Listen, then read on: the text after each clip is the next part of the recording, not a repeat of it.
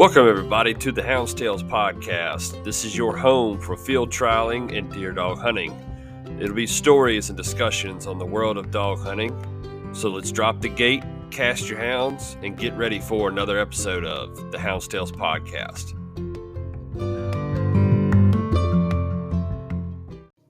All right, everybody, before we get started in this week's episode, I wanted to take a second. Something I'm going to start doing, I'm thinking about once or twice a month.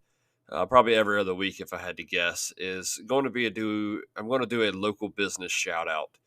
I feel like that's something that helps the world go around. It helps the small guys out like me and some friends of mine. So what I'm going to do is the small local business that are trying to get started and trying to get up and going. If y'all have one that wants to be would be promoted that supports dog hunting, obviously that's got to be a criteria. Got to look out for the ones that look out for us. So I want to start off with a good friend of mine, Eric Wesley. He runs Freedom Tactical. It's basically a one-stop shop for all your 2A needs. They cater to everyone from local hunters to those who just want to feel secure at all times. They're offering a 10% off all firearm sales for the entire month of December. Military and first responders also have a 5% discount year-round. And I'm going to be posting the contact information with this episode when I post it. So y'all be sure to give these guys a shout. Give them a check. They're on Facebook. They're on Instagram. It's got good products. He's very knowledgeable, and he's been a big help with helping me get this stuff up and going. So y'all be sure to give these guys a check. And without further ado, let's get started in the episode.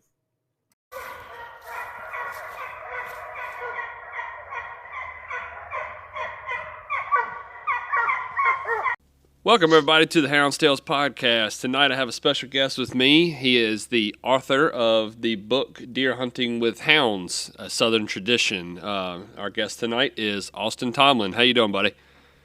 Good. How you doing, Mr. Hudson? I am rolling, buddy. Rolling, to say the least, rolling. Oh, man.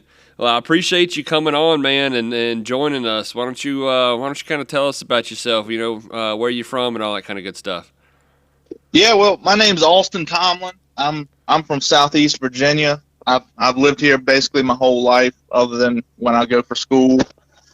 I've hunted my whole life. I killed my first deer in front of dogs when I was 6. I've been doing that ever since. I've been steel hunting my whole life too.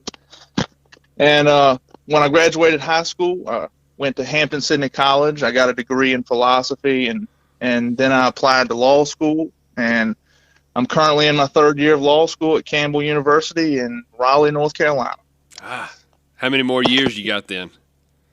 This is it. I got one more semester. I just finished another semester. I got exams next week, and then I only have one more semester. So I should be done by May and be a practicing attorney by the 2nd or 3rd week of May. That's the plan. That's awesome, man. Well, congratulations. That's a huge feat, man.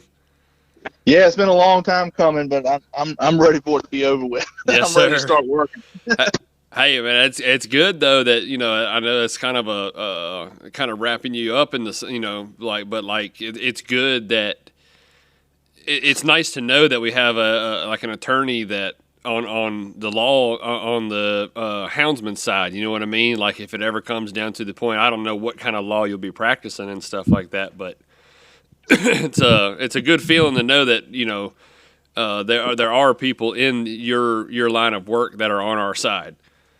Yeah, of course, and I know quite a few attorneys who hunt and dog hunt, especially in my area. Yeah, there's a not a bunch, but there's a handful. Right, right. It definitely don't hurt to have some lawyers on your side. That's for damn sure, especially with all the crap we're going on in Virginia right now. Yep. Have you ever thought about kind of trying to look into that forefront? Is that something that you're interested in doing, or is that that kind of out of your realm kind of thing? What exactly do you mean? I guess I mean it seems like that the hound community has some kind of lawyer or attorney on their side present at all time. I didn't know if that was something that interested you to be kind of the one of the leaders in the forefront fight on the law side, or if that was. Yeah, I mean, it definitely interests me. I'm willing to help in any way I can. I don't know what my specialty is going to be. It really all depends on what you specialize in and what you know, because not every attorney is good at everything. Right. Most of them specialize in something. So I'm still early in my career, and we'll see where it takes me. But I'm definitely hoping to be able to help as much as I can, especially using my law degree and doing what I can. Yeah, that's awesome, man. Yeah. So tell me, how long have you been? I think you said you killed your first deer in front of hounds at what, 6? Yes, sir. I killed a spike in front of my own dad, my dad's own pack of dogs when I was 6 years old. Killed him with a 410 over and under, and haven't looked back since. No. So you grew. Excuse me. Sorry, you grew up running dogs then, like your whole life. Oh yeah. Yep. That's the first thing I ever did. Hunting wise, just was a dog hunt, and then as I got a little older, Dad started taking me bow hunting, muzzleloader hunting, stuff like that. But I started out dog hunting deer. Gotcha. That's awesome. I love it, man. Now, how long had it? Maybe you do, maybe you don't know. How long had he been doing it? Was that something that was passed down to him as well, or was that something that he picked up and kind of started? Oh yeah, my family on my dad's side has been doing this for generations. His dad, his grandpa did it. I think my great grandfather, his grandpa was one of the founding members of a pretty big club around here back in the day. So I mean, it's been in my family for a long time, and I hope to see my grandkids doing it. Yeah, I hope so. Me and you both, buddy. Me and you both.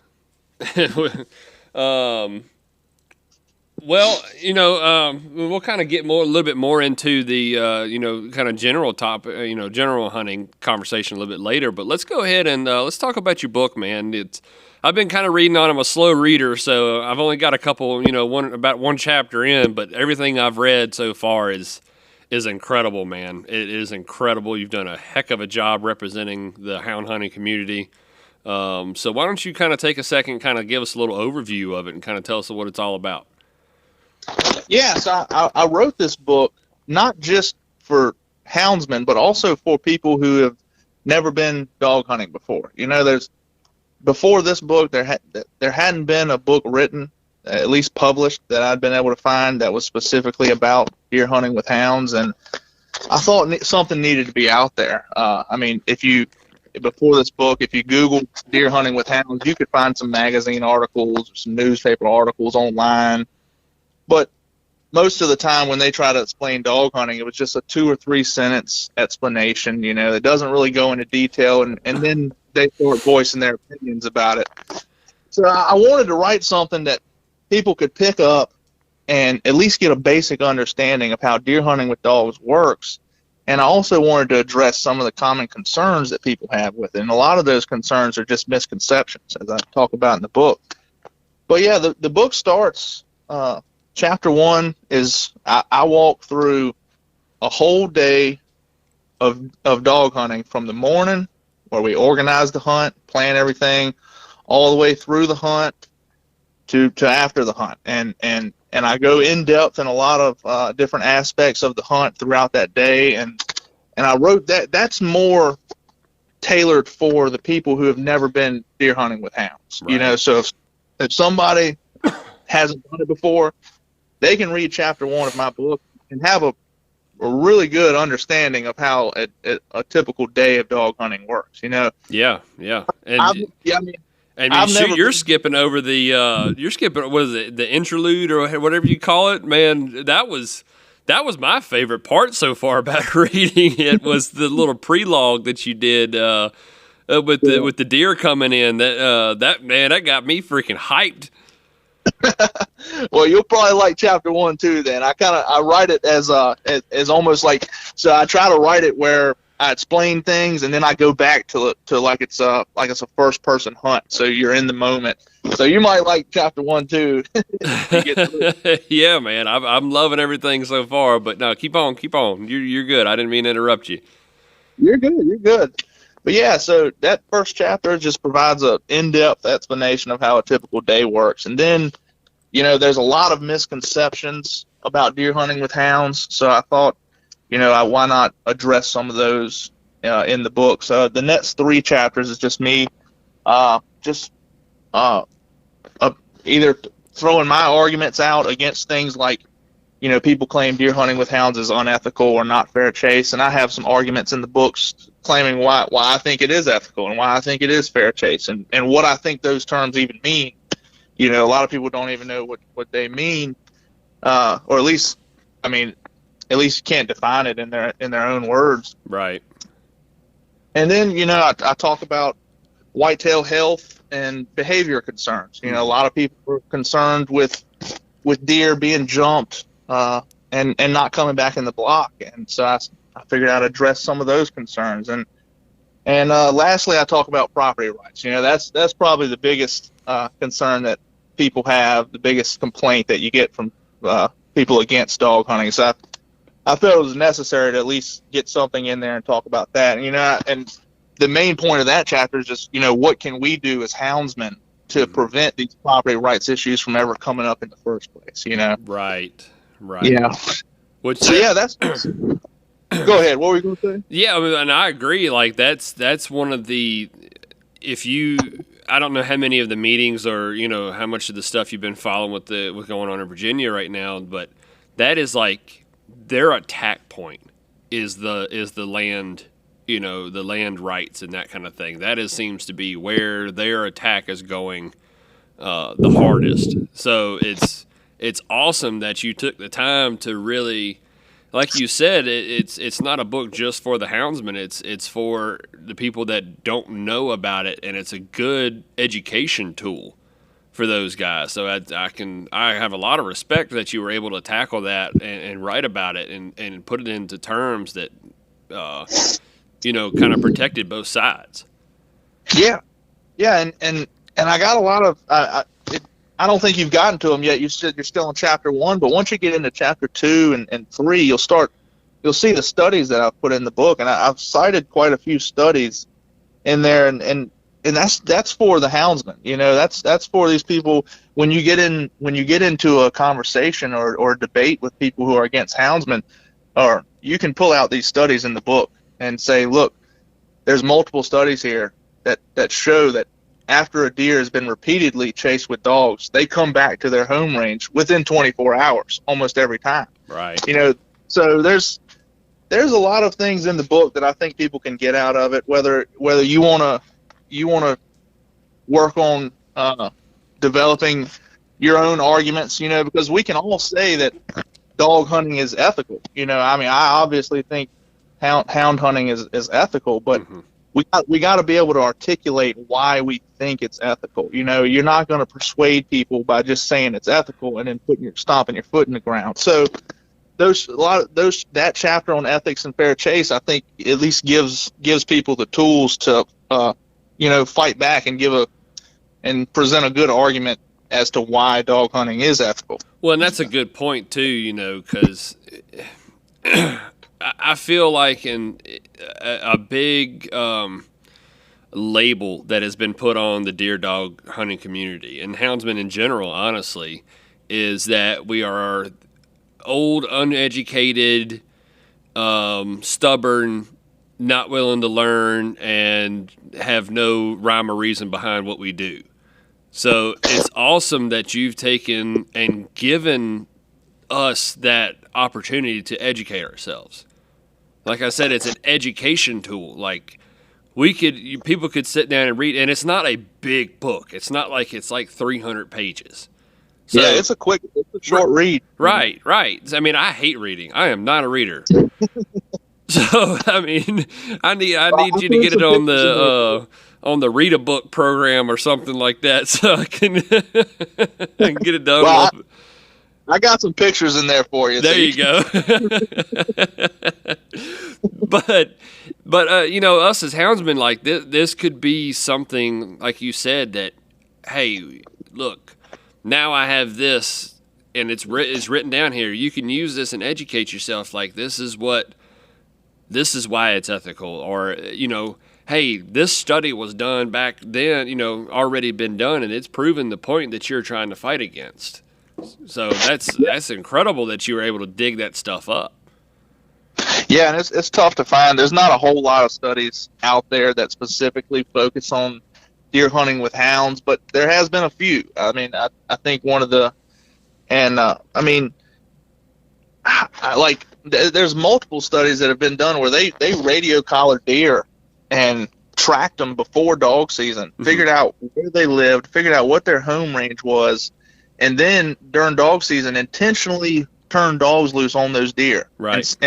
And figured out what they did, and in almost every study I found, almost every deer returned back to their home range within 24 hours. So it's just studies like that are in the book, and that I think can be helpful for houndsmen in general. Right, right. Because that's what we got to do. We have to change the narrative. We have to change the narrative, and I think you did a good job about changing the narrative. Having a book out there. I know that sounds like something simple, but a book that is out there for anybody to read, and that if they genuinely want to take 2 seconds and learn, about our sport and how we do things, you've given that for us. That's one of the reasons I started the podcast, is I wanted people to be able to listen and educate and learn. I'm not saying that I know everything, but it gives a different outlook. It's not the word of mouth or the negative Facebook bashing that you constantly see. So it's good that we got people like you that are out there and promoting the good side of the sport. Yeah, I'm trying, and not. I mean, everybody might not agree with every single point I make in the book, but we gotta come up with coherent arguments. At least put something forward rather than just saying, well, my daddy did it, my granddaddy did it, and it's a tradition and it should stay because it's a tradition. Those arguments aren't going to keep deer hunting with hounds around for my grandkids. We gotta use science, we gotta use logic, and persuade some of these people who've never done it before. Right, and that's a good point too. Like, especially if people do decide to speak at these board meetings with the DWR. The first meeting that I spoke at, I made that mistake. I went in with an emotion. Which is not bad, not a bad thing. You got to stay emotional behind it. You got to keep your emotions in check, though. And I did my whole little 2-minute speech on what you just said. It was, oh my, this has been passed down. I don't want to lose it. I want to be able to send this to my kids, which is all truth and all facts. But you're not doing anything to prove a point other than what they already know. They know, the opposing side and the DWR know that we've been doing this since George Washington. They know that, my grandpa took me in the woods for my first time. They know all the stories. They've heard them all. They know the passion behind it. They understand it. They don't care. Yep.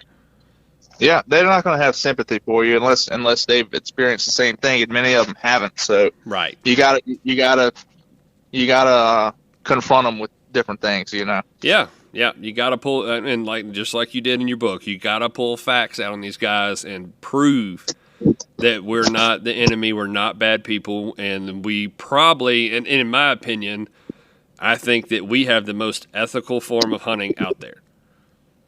That could be argued, I'm sure, but in my opinion, we, as houndsmen, as deer dog hunters, it is the most ethical because you are giving the deer fair chance. Yeah. I would say it's my position in the book that dog hunting, hound hunting is just as ethical as every other form of deer hunting that's commonly accepted. I don't think somebody can say that bow hunting deer is ethical, but dog hunting deer isn't ethical. Right. That's my point. That's one of the points I try to make. If you're going to claim that deer hunting over a food plot is ethical, well, then it's kind of hard for you not to say that dog hunting is ethical. I mean, we got to know what you mean by ethics, right. is if you boil it down to the fundamentals of that concept, and you try to figure out how people define it, usually you can't exclude something like dog hunting because dogs are, they're a tool. They're part of the family. I mean, Right. at least we treat our dogs like part of the family, but 100%. but fundamentally they're a utility. They're a tool that we use for hunting. Right. And it's no different than using a bow, using a trail camera, using a food plot. Yep. So, I mean, I agree with you. I would probably say that it's more ethical, but I would 100% say that it's at the very least no less ethical than any other form of accepted legal deer hunting. You understand? Right. Yeah. Yep. No, I agree. And I had a conversation with a guy the other day, and I've had this conversation multiple times, and I'm sure I've probably mentioned it before, but he's an avid still hunter, and he's had his bad run-ins with dog hunters. And so me and him give each other, we're good friends. We give each other hell all the time, and we back and forth and that kind of thing. And he kind of caught me one day. He was like, why do you think dog hunting is more ethical than what I do? I said, okay, here's my outlook, and I explained it to him like this. I said, when you're in your stand, you are in a stand, 15, 20 feet above deer's line of sight. I said, you've probably been, that he's probably had a corn pile there until season started. So he thinks he's coming for food, or it's rut. You're in rut right now. I said, so that deer just thinks he's coming to, do what he needs to do. And he walks out in the wrong area, and then boom, pow, he's done. He has no chance. He has no awareness that this is coming. He's completely unsuspected. With the hounds, we're getting the deer up. We're getting him moving. That deer has a chance to get away. Dogs are not perfect. Dogs make mistakes all the time. We probably most hunters won't most dead dog hunters won't accept this statement, but we probably lose twice as many deer. Let me rephrase that. The dogs probably lose track of twice as many deer as they chase. Oh, definitely. I would say the majority of the deer we run don't get killed, whether that be because they're too small and we let them go, or they just don't get shot, right. Or we miss. We run a lot of deer, but we don't kill a whole lot of deer. Nowhere near as many as we run. That's right. For sure. Yeah, and I told him, I was like, man, I've watched bucks, and bucks are so smart. Bucks don't get the credit that they deserve. I've watched a buck flat out in the middle of a cutover gap these dogs and go lay down in a big bush. I watched it. Laid down in the bush, and the dogs blew right past him and completely lost track of where he was. Yeah, I've heard stories of bucks going into a swamp. Yep. And going in there head deep and just sticking the tips of their antlers out in their nose just so they can breathe and see. Yep. I've seen it. I've seen that. That happened 2 years ago to us. They come through and they hit this bottom, and I never saw them come out.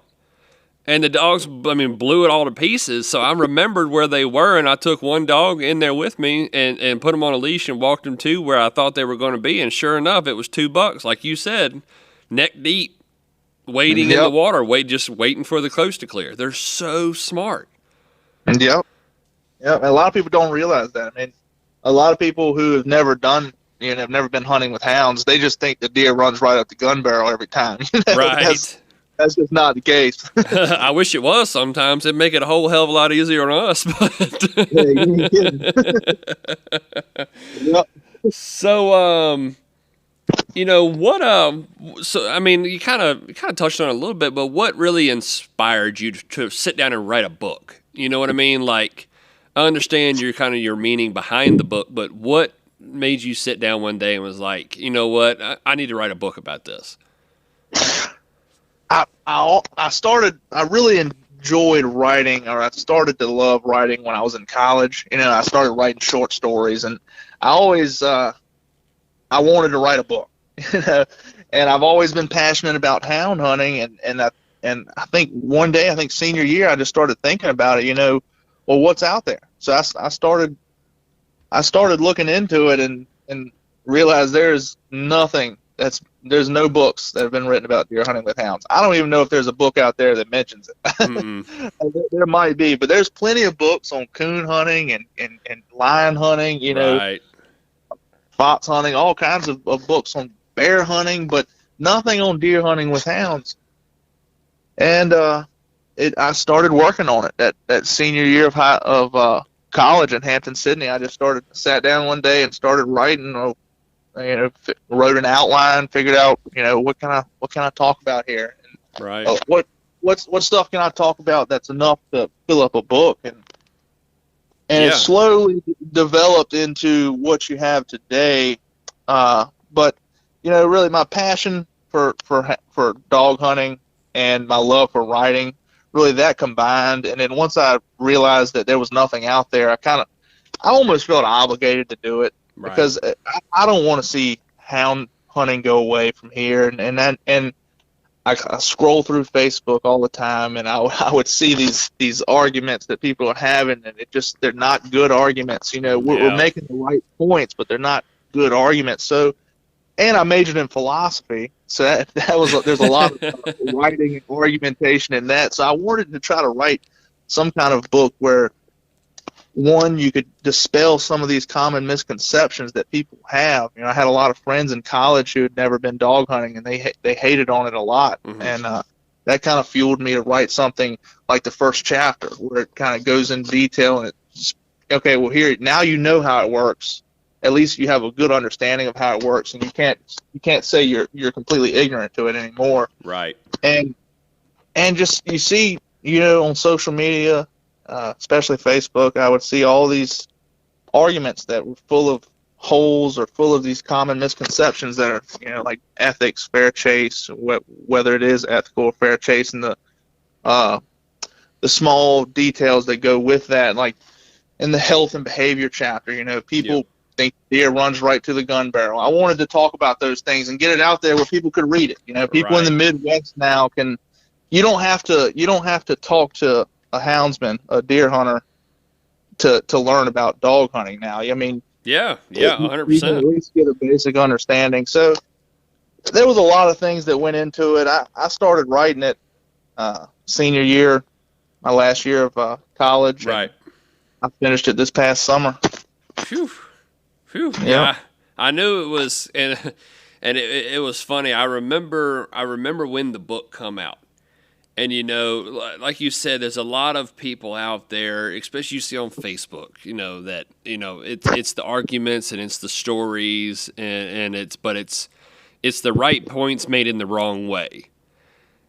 And I was so worried that, without knowing, who you were and what you were doing in the book or anything like that, my biggest fear, I was like, oh man, somebody's wrote a book, and if this goes south, it could be ugly quick.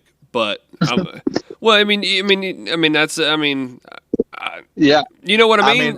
Yeah, I completely understand. I tried to be extremely careful with what I said. I didn't want to write something that somebody who was against dog hunting was going to pick up and read the first page and say, "Oh, well, I don't want to read this. This dude hates me." No, 100%. Because it's really easily. And I'm sure you had times where you had to go back and I do blogs on my website, and I catch myself like I'll get a little over passionate in my writing, and I'm like, okay, hang on, let me go back, let me hit the backspace, let me re-edit that, Oh yeah, I had I let a few of my friends read it before I published it, and I had a couple of them tell me that I was a little too aggressive in some sections. So I had to back those down a little bit, but for the most part, I try to keep it open-minded. I try to make comments throughout the book that I understand where you're coming from. If you haven't done this before, I know this seems like it's a lot. Yeah. But here's the facts. Here's what I know. Here's what my experience shows, and here's what the studies show.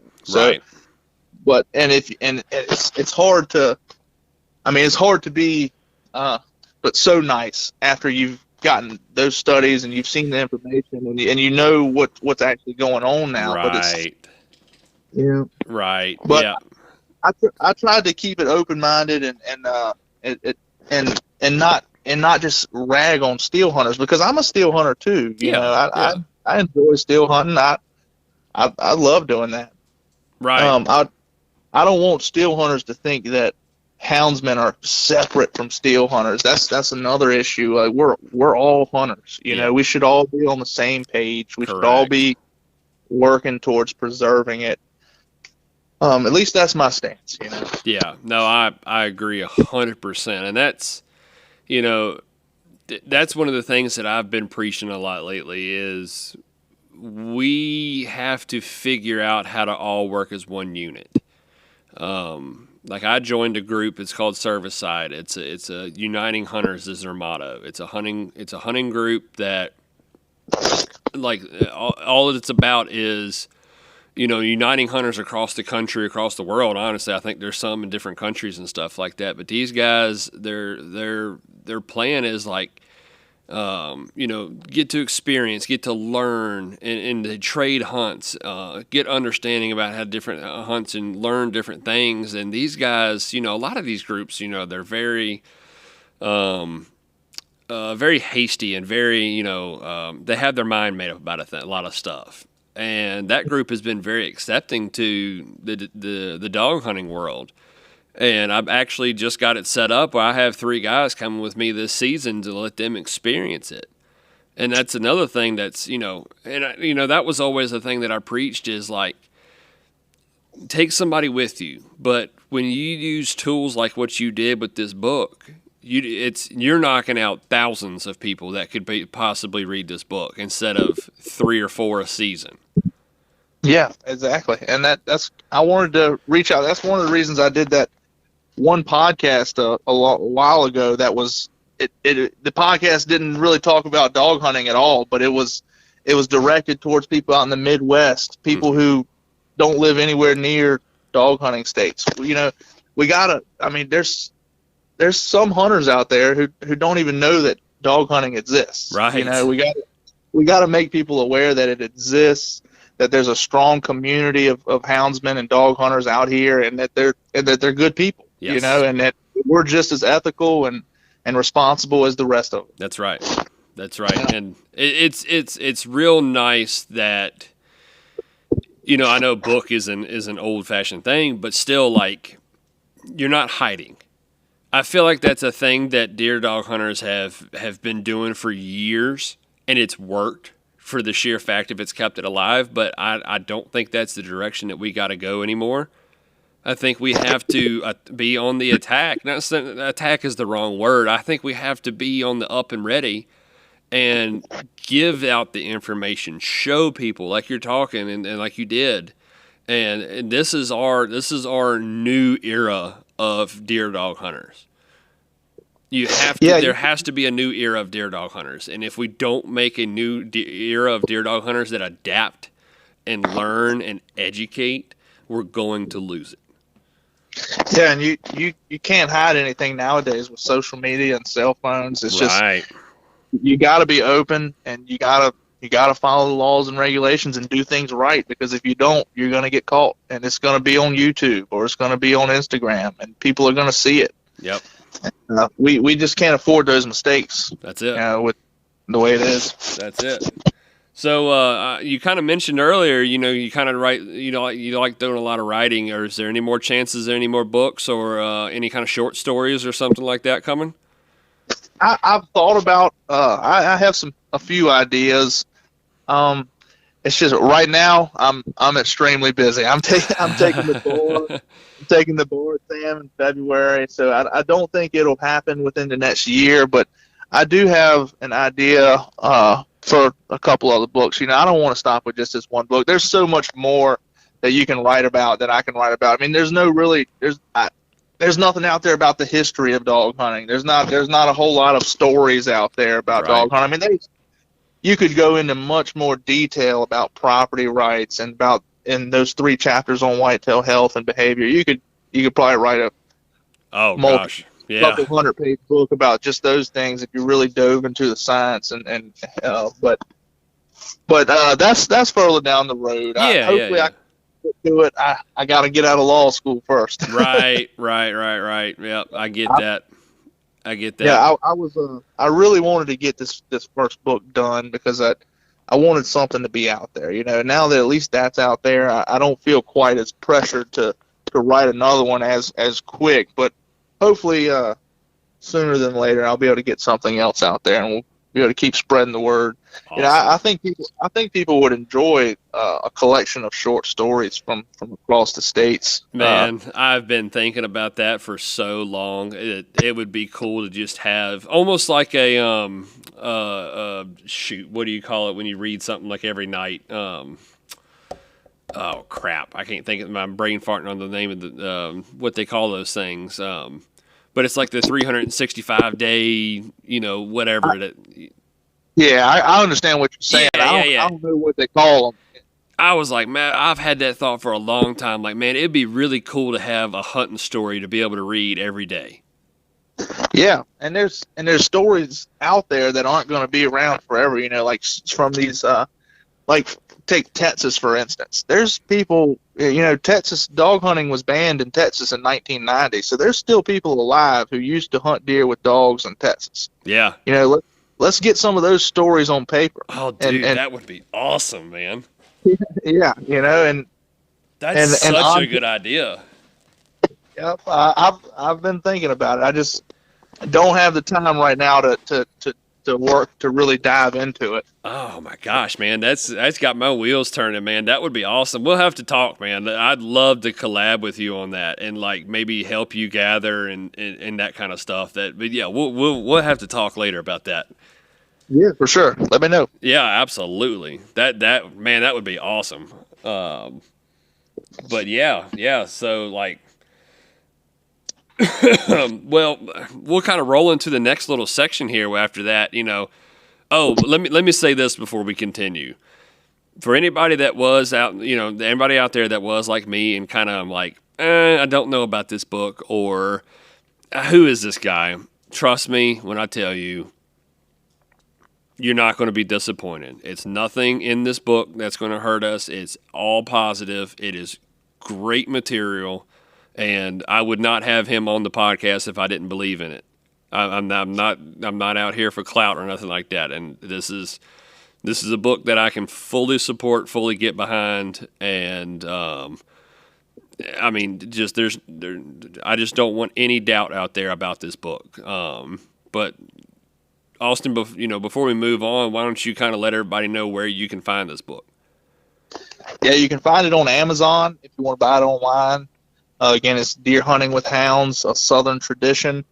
And if you do buy it on Amazon, leave me a review after you read it. I don't have a whole lot of reviews, but I love hearing feedback. So, and if you live around Virginia or North Carolina, I'm in Raleigh for school. So if you live in those areas and you want to buy one from me in person, reach out to me on Facebook or Instagram. It's a little bit cheaper in person. So, yeah, you can buy it on Amazon or you can reach out to me in person and we can try to work something out. Awesome, man. So, moving into this next little topic, everybody has hunting stories. Like you said, you want to sit down and write hunting stories. What is an old hunting story that you have that's probably your favorite one?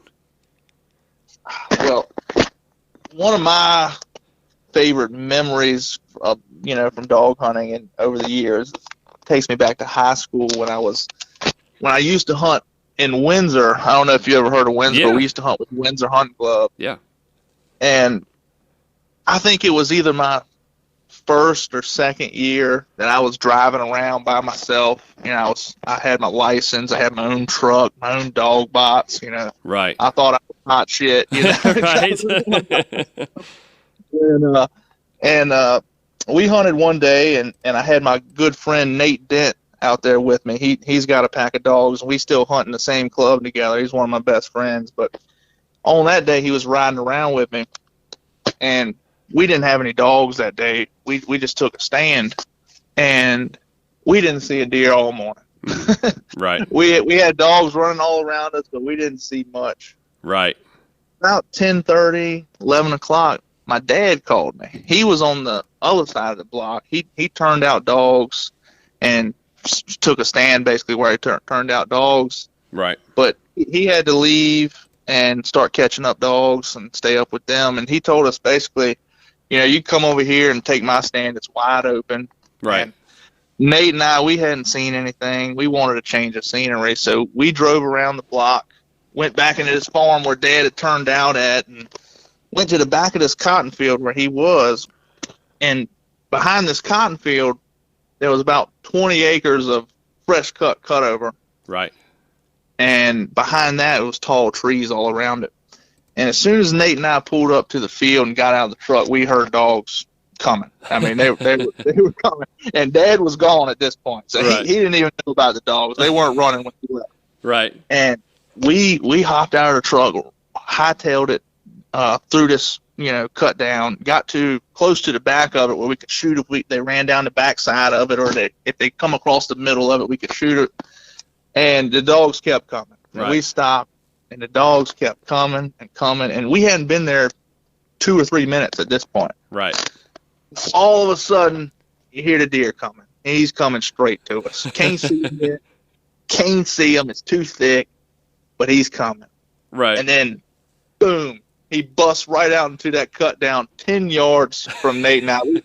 We both had our guns up, and as soon as he hit the cut over, we pulled the trigger at the same time. That buck slid 10 feet, and when he hit the ground, I don't think he moved another muscle. Well, we walked up to that deer, and there was a full load in his shoulder, and there was another full load about 10 inches behind that. We both just covered him. Oh man, that was a nice buck. That was a 10-point, about 18 inches wide. That was a pretty buck, and he was broken up a little bit. But as soon as we shot him, I called Dad. And I told him he shouldn't have left his stand so early. Oh I mean, man, I bet he was kicking himself after that. Oh yeah, I mean we shot that buck literally 5 minutes.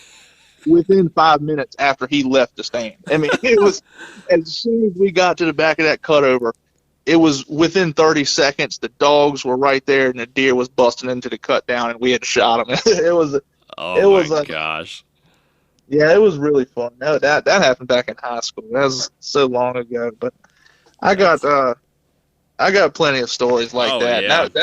That's just one of my favorites. Nate's a good friend of mine. We've been hunting together for a long time. We killed a buck together last year riding around. He killed that one. Right. But we still ride around together every now and then and try to tag team a deer too. Awesome. Yeah, I was on the other end. I was on on your dad end of a story like that when I was a kid. I've been into dog hunting my whole life, but it had snowed.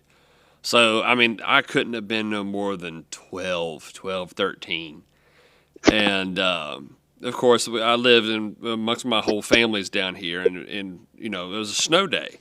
So I wanted to play in the snow, go ride sleds and snowball fight, all this stuff kids do. So my dad comes to me, and he's like, hey, I'm going out to hunt. Do you want to ride? And I'm like, in my heart, I wanted to go hunt. I wanted to go do it, but I had all my cousins there, my friends were there. I'm like, well, I'm gonna stay here. I'm just gonna I'm gonna stay in and play and have fun. I think maybe an hour had gone by, and here he come with this beautiful, beautiful 8-point on the back of the truck, and come home, and I'm like, God, he said, I would have put you right on it, son. Yep. Hey, that buck we shot, that was payback for him, because he'd done that to us, to me a couple of times. Not the same. Oh, no. I mean, one year we were hunting. This is before I had my license. Right. And we would turn dogs loose, and a lot of times we would walk into the woods together and sit there for an hour or two before and as long as the dogs stay in the block, we'll stay in the woods. Right. That's it.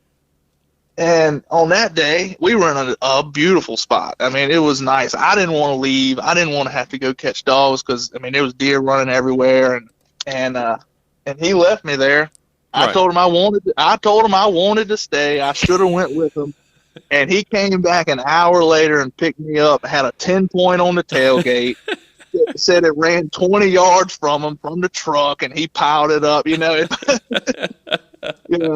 I've had the same thing happen to me. So but he don't. But ever since that 10-point, he don't switch stands with me too I bet he don't. Yeah, you learn your lessons after one or two times. That's for sure. Oh man. So we're creeping up on an hour here, and I feel like me and you can probably conversate about this one for a few minutes for sure. And we kind of touched on it a little bit earlier, but for our closing topic tonight, what is, in your opinion, what is the biggest thing that we can do as houndsmen to protect the sport? Well, I think there's a couple things. One, and I think the easiest thing to do is just follow the laws and regulations. Don't be stupid. Don't trespass. Don't shoot where you can't shoot. Just be respectful to the landowners and follow the laws and regulations. And then another thing that I think is important is communication. We've got to develop relationships with our community and be able to communicate with people who don't necessarily dog hunt, but might want to learn about it. You never know. I mean, obviously communication is key within a dog club, but I think if we communicate better, not just inside the dog club, but to landowners who might not let you dog hunt, and to just neighbors, go up to neighbors and explain to them what they're doing. They might not know. They might not be from around here. Go up there and talk to them, explain to them what's going on, give them your number. Develop relationships with the community. Have a community steak dinner. And if you can develop these relationships, you can prevent a lot of the problems that happen, prevent the law from being called. And we can work these things out together. Right. And then this, other than, following the laws, regulations, communicating, develop relationships, just advocate for the sport, advocate for the tradition. I've heard some people, talk about how if Virginia puts in certain regulations, they're just going to stop dog hunting, that, to me, that just doesn't make sense. Why we're just giving up at that point. So right. Don't give up on it.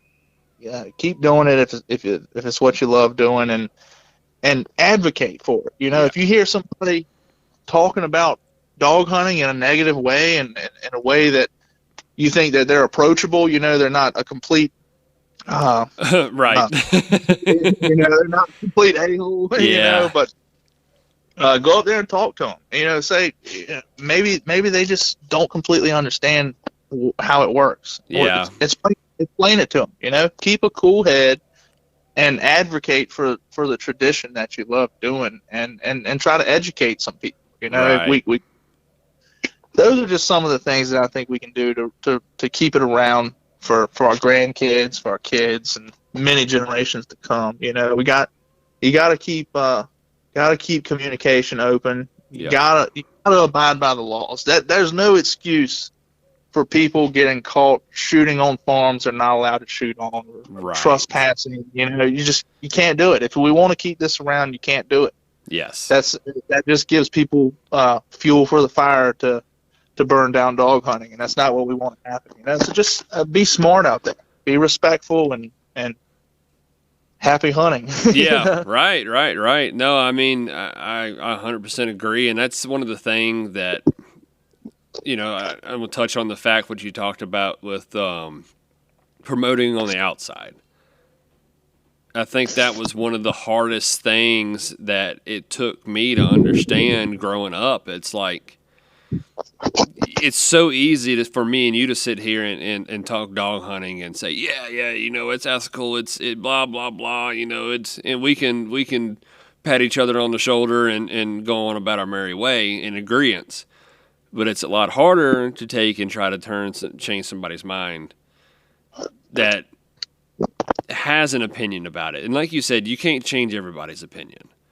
But no, if you can reach out to some of these guys that are willing to learn and willing to listen. And, maybe some of the guys that aren't necessarily willing to do it. But if you can just say, hey, it's real easy to put the bait out there for them and say, Yeah, hey, if you ever do want to understand or learn a little bit more about this, here's my number. Get in touch with me. I'll be glad to show you. I'll be glad to have a conversation with you. I'll be glad to take you one day. That could change it all. Yeah, I completely agree. And there's always going to be people that just aren't going to listen to you and that you can't talk to. And Right. and my recommendation for those people is just don't talk to them. Like the few people that you can't get along with, it's going to get heated and there's going to be problems. Walk away from it. It's not worth it. If you don't think if they don't respect you, then what's the point of trying to persuade somebody who's not you're not able to persuade? Right. It's such a it's such a hard thing for a lot of people to understand. It's like, okay, you have to. You're telling us to promote and to talk to people, but then the next time you're saying walk away. But like you said, you have to know you got to know your surroundings. It's just like when you're out there dog hunting. You have to know your surroundings. If you don't know your surroundings and don't know what you're up against, you're never going to do what you're supposed to do. Yeah, I mean, if somebody confronts you, explain to them your argument. Tell them what you think about it. And after you tell them that, if they act like they didn't listen or they're just completely ignorant and don't care what you say, then there's really no point in moving the conversation forward in that context there, because it's just going to turn into an argument at that point. And we don't want arguments. We want debates. Correct. We want intellectual debates. But that's rare. I mean, we very rarely run into landowners who are going to come out there and just start screaming at us. I mean, it happens. It happens every year. It happens, but for the most part, most people keep a cool head, and it's how we got to continue to behave. Well, and on your point, I had something that happened to me a couple years ago. We had a piece of land that the landowner had. I mean, ever since I've known, had always given us permission to stop. It's a heck of a crossing, but he didn't want no shooting. So he said, y'all are more than welcome to stop, catch your dogs, and just don't shoot. Stop, listen, do whatever you got to do, just don't pull a gun out. Everybody respected that. It was great. Well, one day I was there, and I stopped, and the landowner next door had come out and started raising all holy hell. I mean, you're not allowed to be there. Cussing me up one side, down the other. I mean, everything I was worth. I said, okay. I took a step back. I said, I'm so sorry. I said, we'll fix this in a little while. I got in my truck and I left. Okay. About an hour went by and I came back and I went to that guy's house. And I knocked on his door. He had cooled off. He had calmed down. And me and him had a conversation at his property with respect. And he understood what was going on. And ever since then, we had no problems from that guy.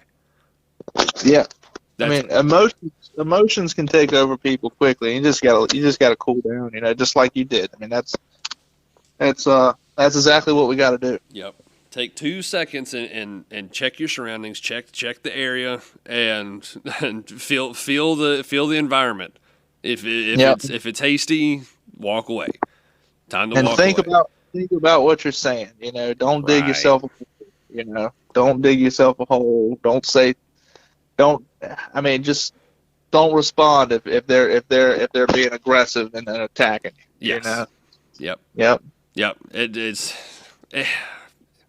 And that's a hard thing for a lot of people, and we have to be the bigger person. We have to be the bigger person. It's so easy for us to be so emotionally charged in this. Yeah, because we're the ones that are being attacked. Hound hunting, deer hunting with hounds is being attacked. Nobody's attacking steel hunting with deer. I mean, PETA, but nothing substantial.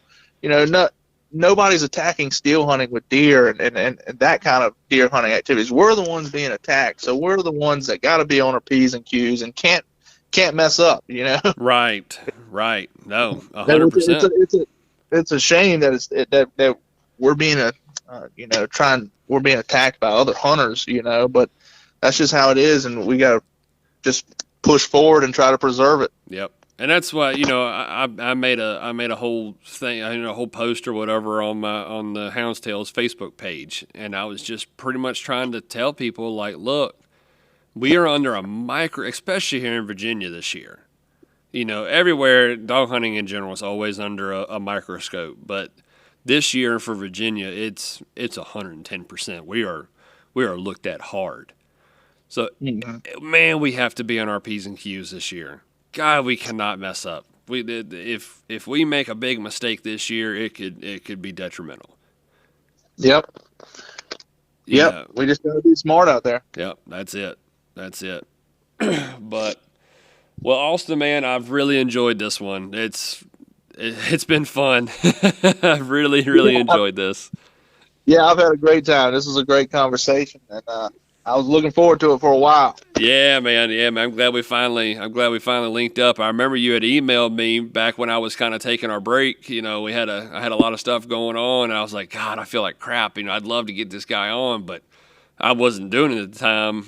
And then I guess we were supposed to do this one 2 weeks ago, something like that. Yeah, I think it was 2 weeks ago. Yeah, and so I forgot what had happened, and we had to postpone it till now. But man, I'm glad we finally got it in. Yeah, it's been great. Perfect, man. Well, maybe we'll do another one day if I ever write another book. We'll see. Yeah, absolutely. I'll be glad to have you back on anytime. Maybe the next time we'll just sit around and shoot the bull for about an hour and tell old stories. We could probably tell stories for 3 hours on here.